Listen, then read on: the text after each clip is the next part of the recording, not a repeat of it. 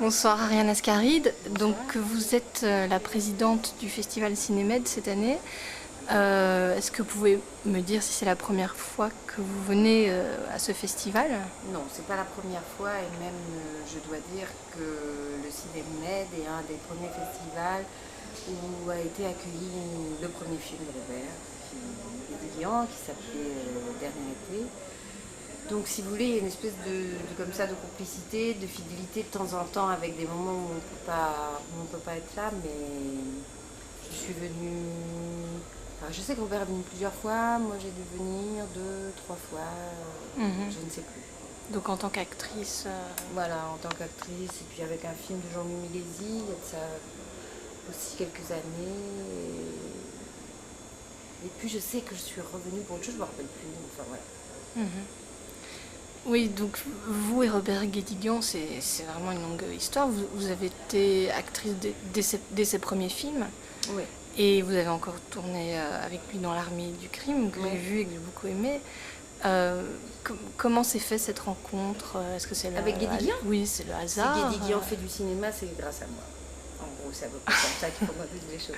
Non, tout simplement parce qu'on s'est rencontrés à l'université, que moi, je voulais déjà devenir comédienne et que après, je suis entrée au Conservatoire de Paris et en même temps, on m'avait proposé de travailler sur un film qui s'appelait La Communion solennelle, et ce film, La Communion solennelle de René Ferré, a été sélectionné en compétition officielle au Festival de Cannes en 1977 ou 76, je ne sais plus. J'ai un petit problème de 76. J'étais pas née, je peux pas vous aider. Et vous verrez, un jour, vous allez voir les mêmes choses qu'à moi. Et en fait, après, René Ferré a demandé à Robert Guédiguian de travailler avec lui sur un scénario à partir d'un roman de Blin qui s'appelait Alexanderplatz, ne sachant pas que Fassbinder avait déjà tous les droits d'Alexanderplatz. Et donc là-dessus, ils sont quand même partis sur un autre scénario. Et puis Robert s'est dit pourquoi pas faire du cinéma alors qu'il n'était pas du tout parti. Il était parti pour faire quoi? Il faisait une thèse d'histoire. Et voilà. Et comme moi en même temps, j'étais rentrée au Conservatoire de Paris et que je rentrais dans la classe avec Catherine Fro, Jean-Pierre Daroussin, enfin des tas de gens comme ça, Robert Renucci et tout. Donc il fréquentait toute cette bande de jeunes acteurs qui étaient là. Et voilà, et on a commencé. Il a d'abord écrit un scénario, et puis voilà, on a commencé comme ça. On a commencé comme ça. Il a commencé directement avec du long métrage. Ouais. Ok. Et par exemple, aujourd'hui, à l'heure actuelle, est-ce que vous auriez envie de tourner absolument avec un réalisateur d'où vous n'avez pas... Parce que j'imagine... Clint Eastwood. C'est vrai. Clint Eastwood. Parce qu'on peut dire qu'à votre place, vous avez quand même l'opportunité de pouvoir choisir les films que vous faites. Clint Eastwood. Et pourquoi Clint Eastwood? Parce que je trouve que c'est un très très très grand réalisateur, un très bon réalisateur, un vieux réalisateur, et moi j'aime les vieux. Et c'est pas que j'aime pas les jeunes, mais j'aime bien ce personnage. D'abord, c'est un monsieur absolument charmant. Et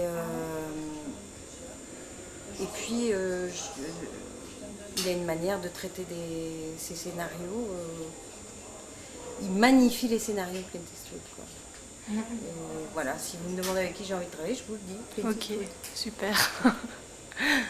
Et là, parmi les films que vous avez vus au festival, bon, vous pouvez pas vraiment en parler je ne vu peux rien que... dire. Je n'ai pas fini de voir les films, je ne pourrais rien dire. Mais alors parlons de votre expérience. Qu'est-ce que vous avez déjà été plusieurs fois membre d'un jury? J'ai été présidente de la sélection Un certain regard au Festival de Cannes. J'ai fait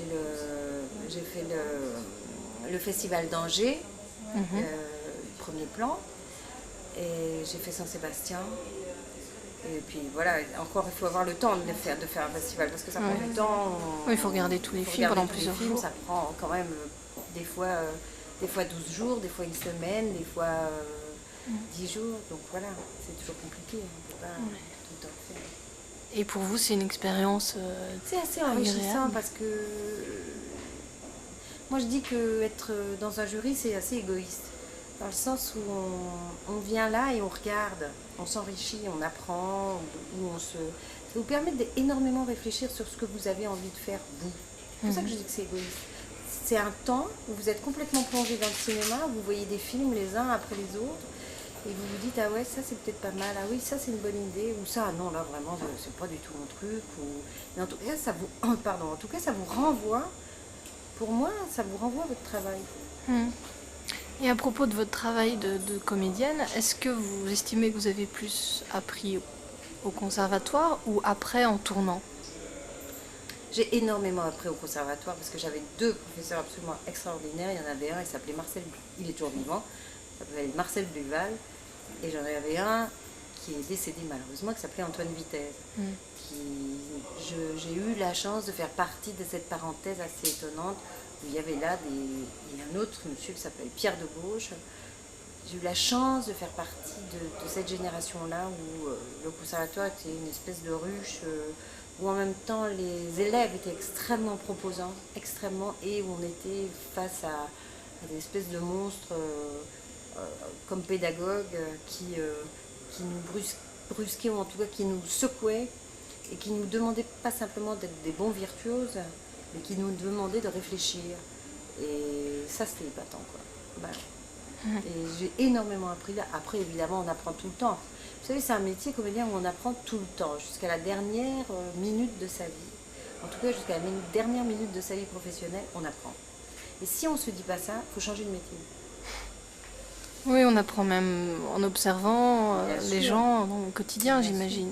Bien sûr, on apprend. Et en voyant les films des autres, d'ailleurs. Voilà, en regardant les films des autres. Et bon, vous voyez, quand vous avez comme ça des gens, des professeurs qui sont comme ça, surtout que j'en oublie pas un, qui est Michel Bouquet.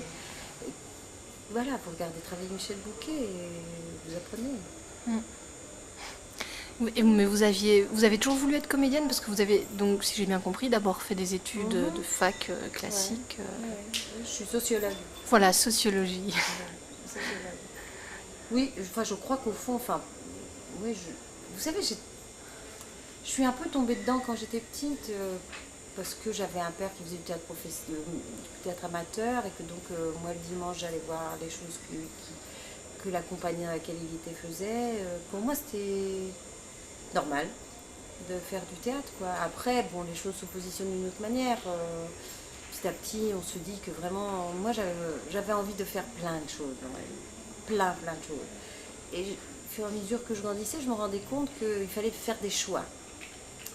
Et d'une manière un peu comme ça, un peu primaire, je me suis dit que si j'étais comédienne, c'est formidable parce que je pourrais avoir plein de vies.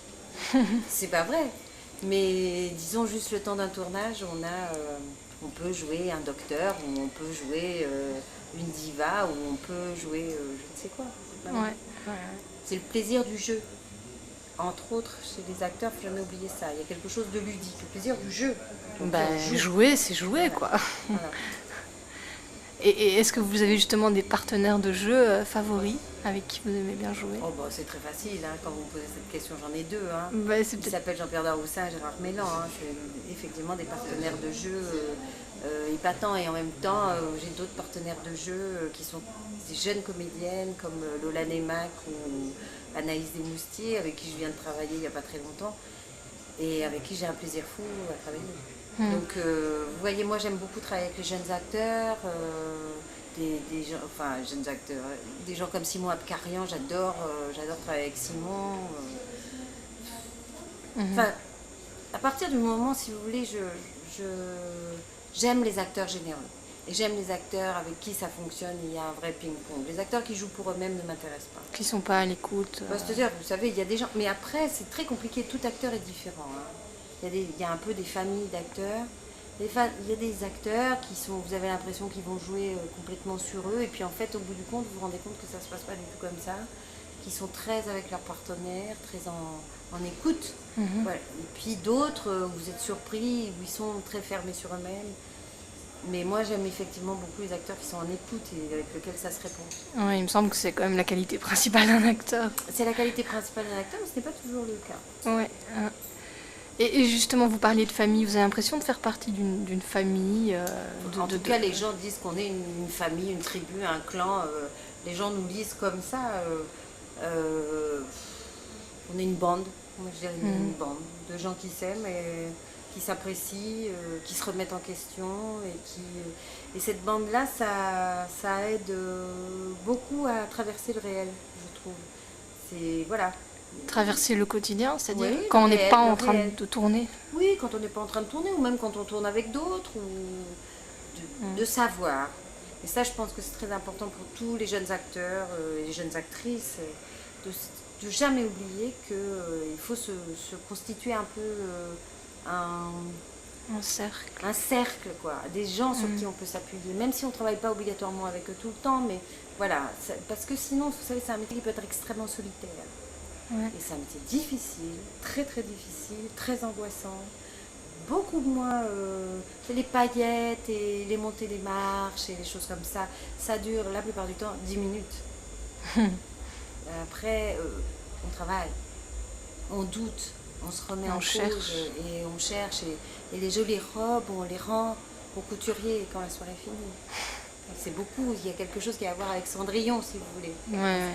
Enfin, ce que j'ai envie de dire, c'est qu'il faut savoir que être actrice ou être acteur, c'est plutôt le côté Cendrillon, je balaye, le côté Cendrillon, je mets la robe. Hein. Ouais. Mais c'est bien de le dire aux jeunes, parce que Oui, je crois que beaucoup absolument. se laissent C'est pour ça que avoir. je le dis. C'est parce que je crois qu'il faut savoir que c'est un métier où il faut avoir de l'endurance et savoir ce qu'on veut faire. Et pas simplement avoir sa photo dans un magazine ou passer à la télévision.